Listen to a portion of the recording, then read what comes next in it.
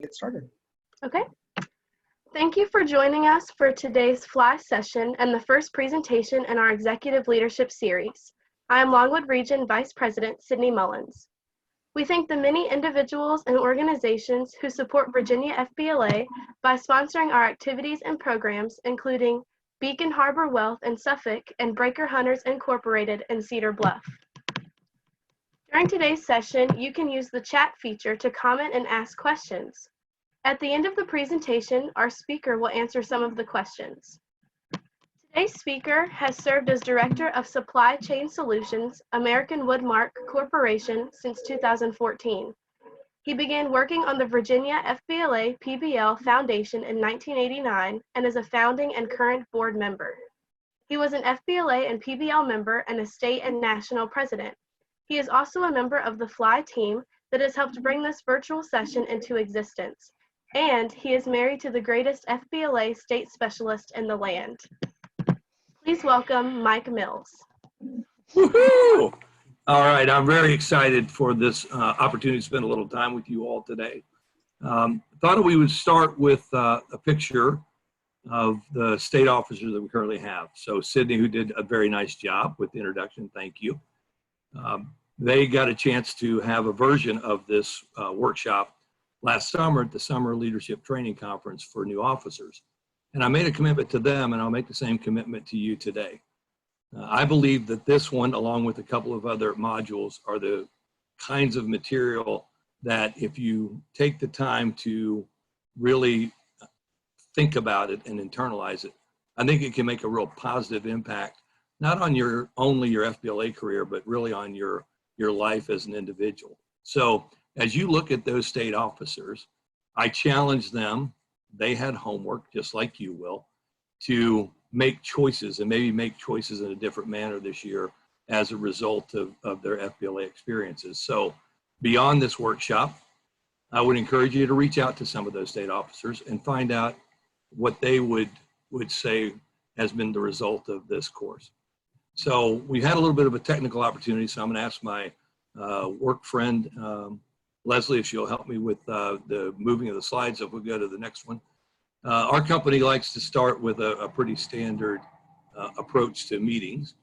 And one of them is, before we get started, we like to do an icebreaker to kind of get everybody engaged. So right now we're going to ask you to think about this question. What's the biggest choice or decision you've had to make so far? So if you would, let's get into the poll and see what it tells us.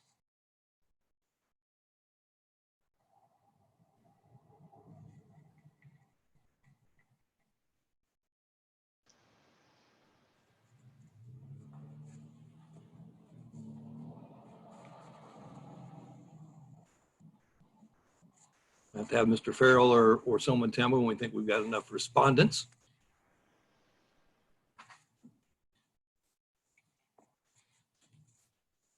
All right.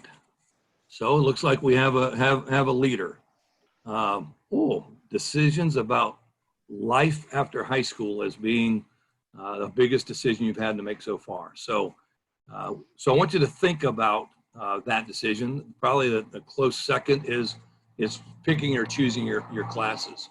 You know, it seems like it's been so long ago for me when I was in the position that you were in, having to do that, but it is amazing how impactful on my life the choice of getting in a typing class ended up being.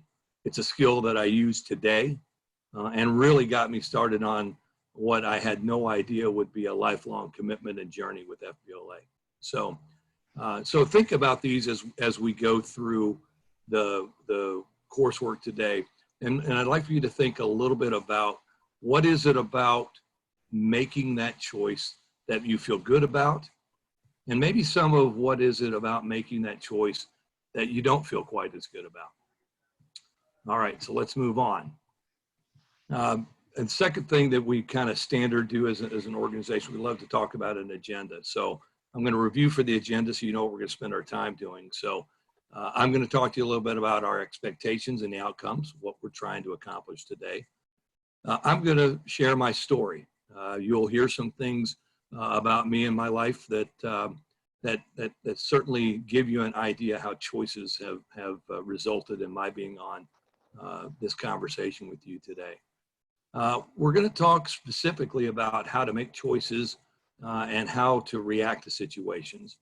And then we have a few final thoughts. So at the end, typically for Woodmark, we won't have a real great opportunity with this, but I welcome your feedback. So reviewing the expectations in hopes that, see if we've met your expectations as we go through. And I do want your feedback. So let's talk about those expectations. So when you look at the expectations, I'll let you read the signs that's there. While you're reading that, what I want to talk to you is my expectations for you as part of this. I want you to use the chat function. We've got a couple of folks that are monitoring that, and will interject and let me know if there's something that we could clarify or follow up on or give a little bit more information. Let's make this as engaging as we can as we go through this. I want to talk to the folks that think of themselves as being introverted. And if we were together in a group, I'd ask you to raise your hands, and none of you would, because that's the nature of being an introvert. What I would encourage you is during this conversation is to contribute early and contribute often, even if it's a little bit uncomfortable. So as you think about something, put it in a chat so that we can see what's going on with that. Conversely, if you, like me, identify yourself as a little more of an extrovert, maybe I want you to hold back just a little bit. Allow some of the other people to come up with the ideas or the content. Let them see what they've got. Keep an eye on that. Make sure that your content comes up and is available, and we get your questions asked, and make sure you do that. But help each of us grow as we get through here. And then finally, what I want at the end is I want your feedback, because I want to grow as a presenter. This is the first time I've used this forum. It's the first time I've used this format for this type of instruction. So I'd like some feedback on what did you like and maybe what I could do to improve. So now let's get into the outcome. So when we started putting this presentation together, I wanted you really to understand the power of choice and what it could mean. You know, what is the definitions on a few of the things that you see highlighted in red. I want to explore just a little bit these things that are reactive versus intentional. I can tell you that some of the greatest decisions of my life I've studied over and I've agonized over for a very long period of time. I can also tell you that the greatest thing that ever happened to my life was the receipt of a birthday card that changed my whole world.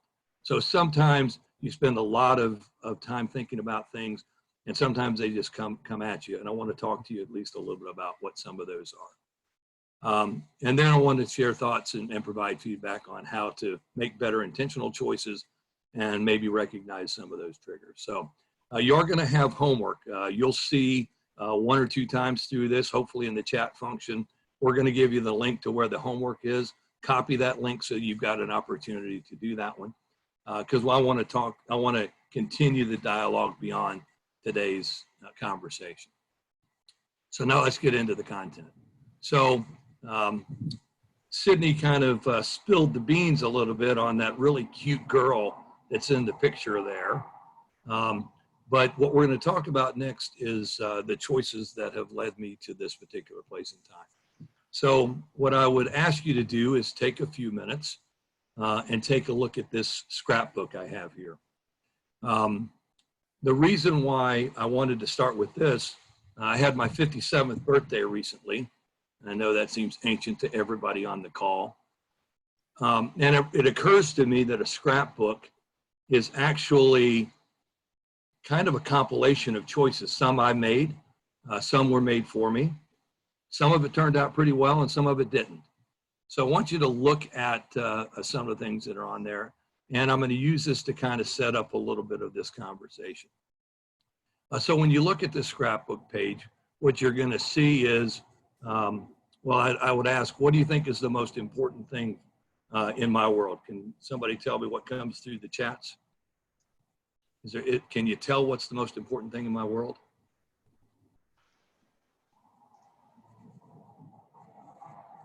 Oh, I see it there across my family. What makes you say that? Well, it's bold. It's I got some captured pictures around there. And yes, my family is the most important thing in my world. You see that everybody knows now who that pretty little girl is in the white dress there in the middle. And we've got 3 awesome children in our family. Our oldest turned 30. And then you look at that last little line in there. If you notice that Lily came into our family in October of 2013. So if you want to wonder who Lily is, take a look a little bit over to your left and you'll see a picture of that little doggie over there. That's my business partner in life. She's the one that walks me every morning, whether I want to go out or not. So she's probably been the nicest thing that's been added to our family in a while. The reason why I point out this scrapbook is really, I want to point out a couple things to you. First, my life has taken a lot of very interesting paths. Born in Michigan, raised in California, moved to Arkansas, and that's where I joined FBLA and PBL. Went to the University of Mississippi for grad school and was national president of the organization. And then was chasing a cute little redhead from Winchester, Virginia, when I moved to Winchester and Virginia, and really have made my entire life that's there. So that's a little bit about the journey.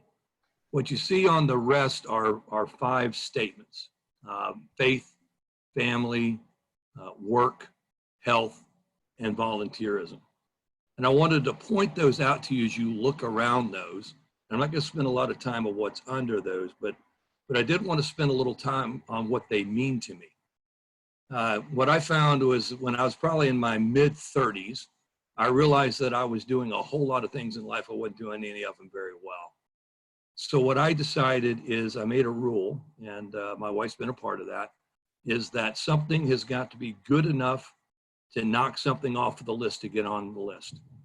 And the things that are in bold or highlighted are the things that truly get, my time, energy, and passion. So I'm sorry, the wind's blowing just for a second here, so I apologize for that. So those are the things I put my time into. And what I found is I started putting my time into certain things and really making an investment. The quality of my experiences and the quality of my life improved. So as you look through that, FBLA is in the bottom left. So I give my money to lots of clubs and organizations. I'll support any cause that comes along. But the one that gets my time, the one that gets my passion, is the Virginia FBLA-PBL Foundation. I am so proud of this group for coming together and helping create this virtual leadership experience for you.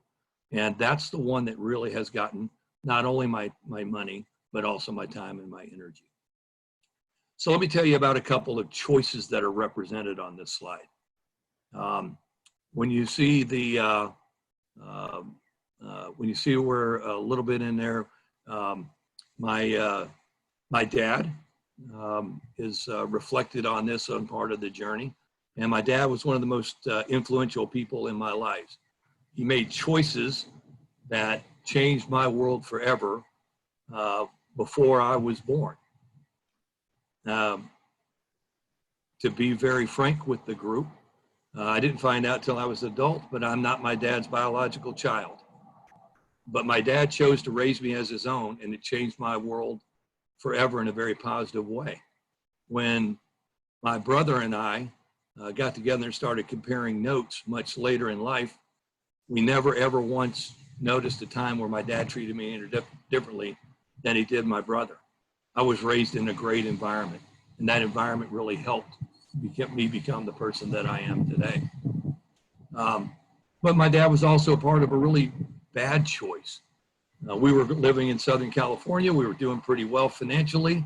I was a kid riding my bike in the neighborhood, could do whatever I wanted to. And my dad decided to become an over-the-road truck driver. And when he did, my mom said, I want to go back home to my family, and that's a place called Arkansas. So when we moved to Arkansas, we went from, I always had money in my pocket, to where we didn't have 2 pennies to rub together. It's a story that I remember very well of asking for a piece of penny bubble gum and being told no, because we just simply did not have the money. So that choice didn't turn out so very good for our family. It helped define a little bit about who I would become. But let me tell you, there was there was no fun in that deal. To this day, my wife would tell you that I am a different personality when I don't have money in my pocket. So she always makes sure that I have cash on hand. It's a small thing, but it's very powerful. I was on the free lunch program before they actually had free lunch programs. So I know what that was like. I worked my way through college and paid for that. So that's why when you look at this set of choices, sometimes even a bad choice eventually feels like it's a little bit better. So enough about me, but I just wanted to kind of set it up for you to give a sense on who I am and the set of choices that got us up to this particular point. So now let's talk about this notion of choice. So why are we talking about it? Why is it important? And you know, I borrowed this phrase from somebody, but I really think it really is all about the choices that you make. So we're going to do another poll and see what choices are in front of you. Notice I wasn't particularly brilliant in coming up with a whole set of new questions. I just wanted to see if the information changed from the first time on ones you've already made versus the ones that you're beginning to think about.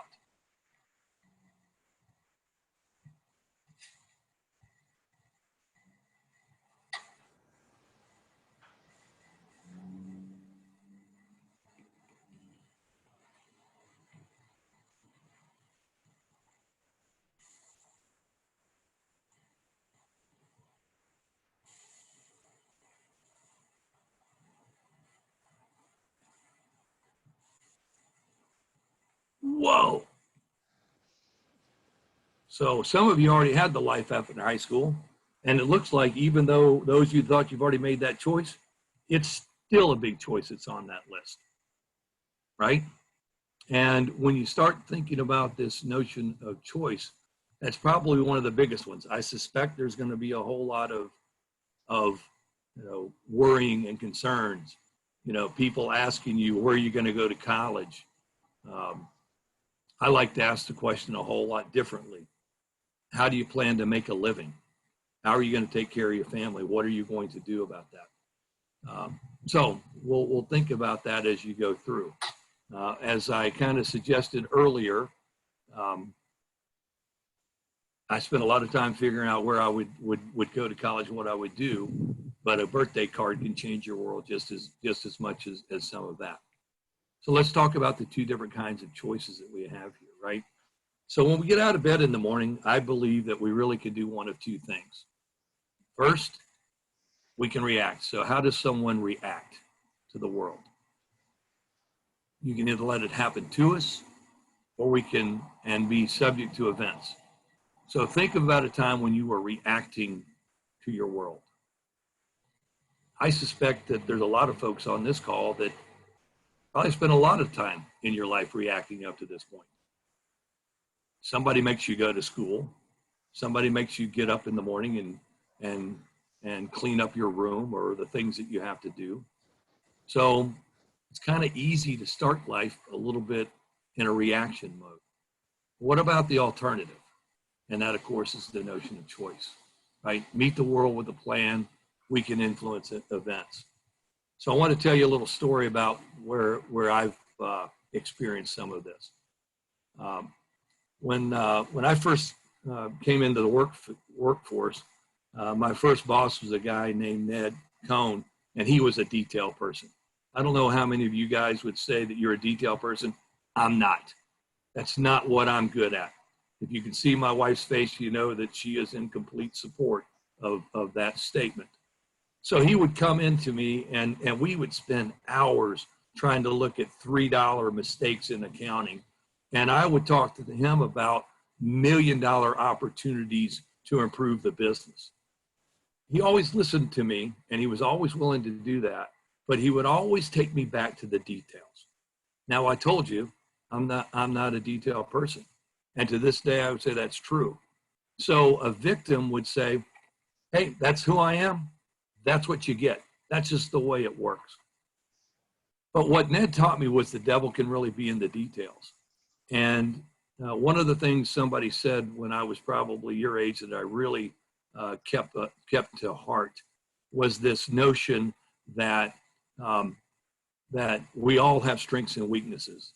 And the successful people in the world are the ones that build upon their strengths, but keep weaknesses from getting them in trouble. So I chose maybe a little bit different choice here. What I decided to do is I created a system of cheats. See, I'm not very smart, but I can cheat really well. So what do I do as a detail person? I put reminders in my calendar to follow up on things. I might schedule a meeting as soon as we say on right now that we're going to schedule a follow-up meeting. I might schedule it for on down the road.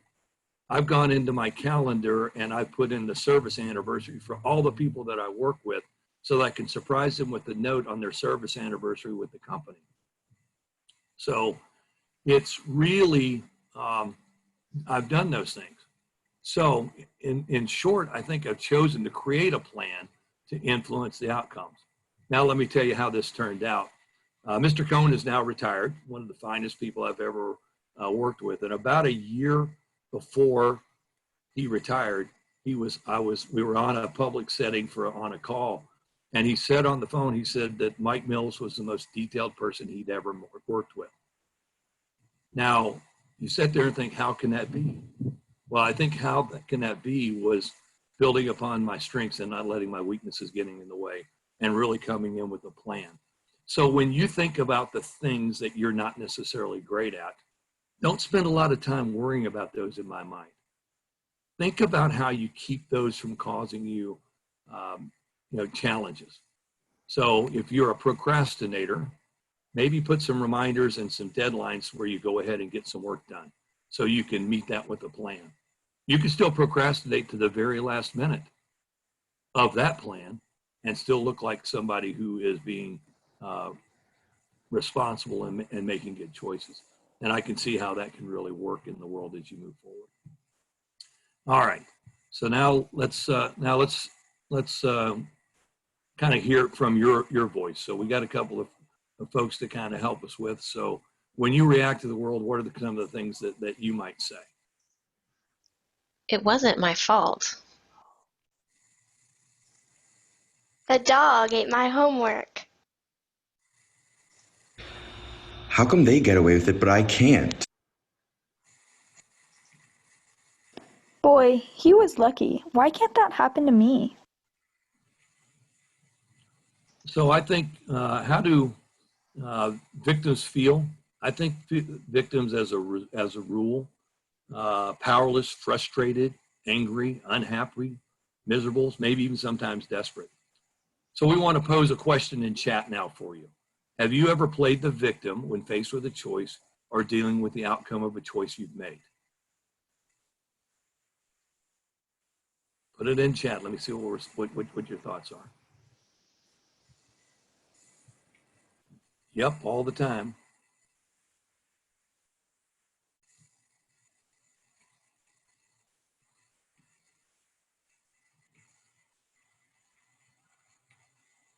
I see almost everybody being in great, but you would be surprised. I teach this also for adults, and about half of adults would not say that they've been a victim, that they've not approached that way.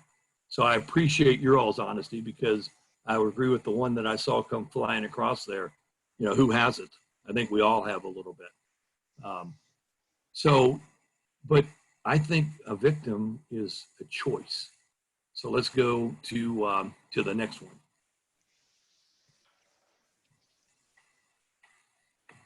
So one of the things I promised you was not just to talk to you, but gave you some ideas on things. So here's the first one that I think in the victim category. Don't pass the blame. You heard all of those, the dog ate my homeworks and all of those type things. You know, my encouragement is take responsibility for your actions and maybe even take responsibility for others' actions. I had to do that last night or this morning over something that I did last night that I wasn't real happy with. But at least, you know, I felt like I owed it to people to accept the responsibility for the choices that I made there. ask why and seek the truth. The former CEO of our company had a phrase that I really love, right, which is really see reality, right? Really see what's going on and try to find out what the truth. Once you've got the truth, choices become a little bit easier for you. Searching for a solution, even if you don't find one, sometimes the work of looking at solutions and maybe getting other folks around and engaged with you can help you in that particular action. And then ultimately take action, right? When you look at the leaders, you go back to that picture of those 17 state officers that I worked with last summer. I look at people with action. I mean, they're on these calls, they're introducing speakers. They've worked very hard for you and as a group. And I think it could be very easy to look at a world where we're in now. We've got to do this virtually instead of being together at a state conference. And I think you can find good examples from those officers. All right, now let's talk about the opposite side.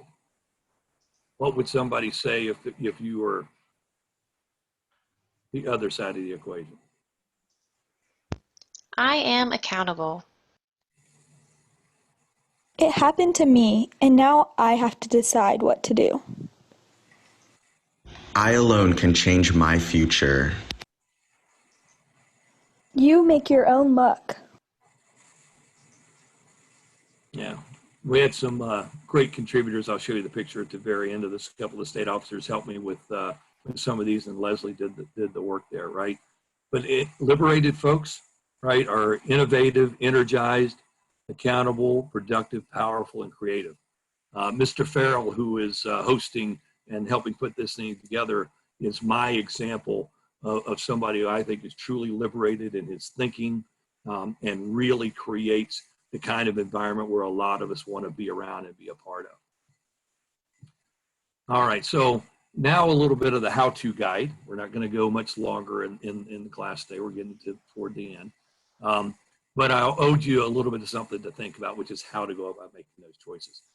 For me, I started with the story of the 5 things on my list for a reason. Because one of the things that has really helped me is because I've got those 5 things on my list, when somebody comes along with a great idea to go help with a really good cause, I still have a standard that I can compare it up against to. Am I willing to give up what I'm doing with the foundation in order to do that work? It helps me think about it a little bit. But how to make the right choices, right? You don't control the thoughts and actions of those around you, but you can choose how you respond. I think that is the most important lesson in all of choice, right? We can't change our past. As a matter of fact, we should embrace and hopefully learn to accept our past. But we can really choose what our future will be. And that's through making good choices and having a plan as you go after that. It takes a real conscious effort to stop wearing the label of victim. But it also takes some direction and perseverance to help to get you there, right? It's not going to happen on its own. You've got to make some commitments to yourself and to the people that are around you. Intentional means collecting data, adding meaning to that data, drawing conclusions, and then making a conscious choice. Now, not all your choices are going to be conscious, but when you do, that's really getting you to a point, I think, of positivity in your life. And remember, being a victim is the easy thing to do. Fixing the problem is the right thing to do. As I think about making choices, there are so many different ways that we have to take in the world that's around us. And when you've got a standard like this, I think it helps you an awful lot. All right, so we had a great guest contributor kind of give us a visual on what I think about choices is. So let's talk about that. To better understand the difference between intentional and reactive choices, think of a dodgeball game. If you are reactive in your choices, then you simply keep dodging balls and stay on the defensive. Therefore, neither team can win because your opponents can't hit you, and you simply won't return any balls. Even worse, by being reactive in your choices, you're only prolonging the inevitable when eventually someone will get you out. But if you are intentional with your choices, you might dodge some balls, catch some others, wait for an opening, and return fire. This way, you are slowly chipping away at the other team's players until eventually you win the game.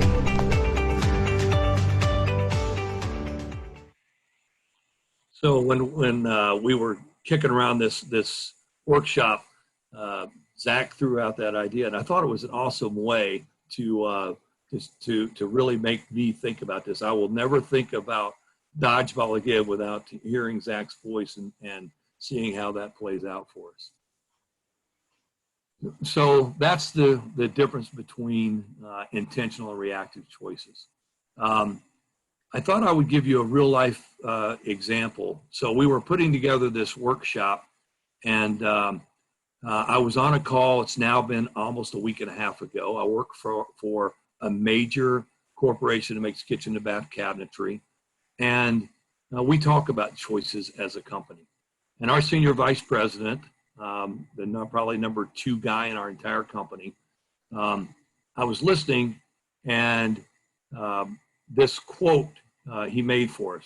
So we're going to play this quote here, and I think it's designed in my mind to remind you that this is not just something that's going to help you now. This is the way that you can go for a lifetime on how you think about choices. There is one other thing I want you to write on the page in front of you before we go. One more word. One more notion to have in your arsenal. Keep it front and center until we meet again, please. You ready? One word. The word is choice. Over this next week, we will be people who choose to build our future together. We will get busy creating the world we each want for ourselves and our teams and our company. We will not be victims. We will not be victims to the government order in Baja, Mexico. We will not be victims to quarantine orders in our home states. We will not be victims to this darn virus. Yes, we will abide by the laws. We will remain safe. But inside of that, we will make choices about what we think about. We will make choices about what we work on. We will make choices about how we treat each other. We will make choices to be excellent. And we will make choices about how we spend every moment we have on this beautiful planet. Life is not happening to us. We are happening to it. That's our choice. Choices. So I thought it was awfully interesting that in a time of great turmoil and great challenge for our organization and the world that we're all in right now, the fact that we're all on this medium for getting together, when you have an audience and you can talk about it, the very same things we've been talking about is what we chose to spend our time with that. So that's the content. That's what I wanted to share with you and get your thoughts on. We're going to open up to Q&A, so if you'll get some of that stuff, be ready. As you do that, you see there's a homework assignment here. So I want you to think about a choice that you want to make within the next week. It doesn't have to be the 93% or whatever that was on life after high school. But think about a choice. And then in that week, I want you to respond to me in homework on how a victim would view that scenario versus an empowered person, what choice you're going to make and how would you make that choice, and then do some reflection. You've seen the little link a couple of times in the chat. I'm sure you'll see it again. And I'm asking you within 5 days to answer that so that I can get a sense for what you're working on or what you're thinking about. So that's what I see it down there. Leslie, thank you for getting it out there for the group. So that's the end of the presentation. I want to do, one little quick note. Thank you to our virtual contributors, Zach and Sarah and Leslie. We appreciate you guys so much for helping put this together. And let's go back to the thank you slide and we'll take any questions.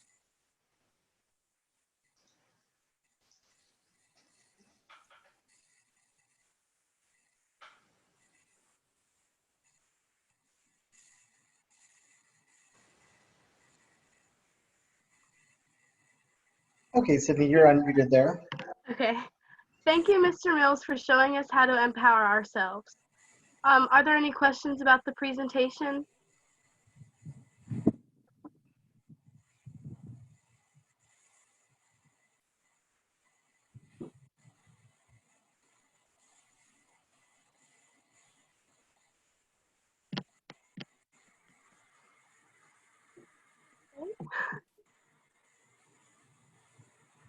I guess that's it then. All right.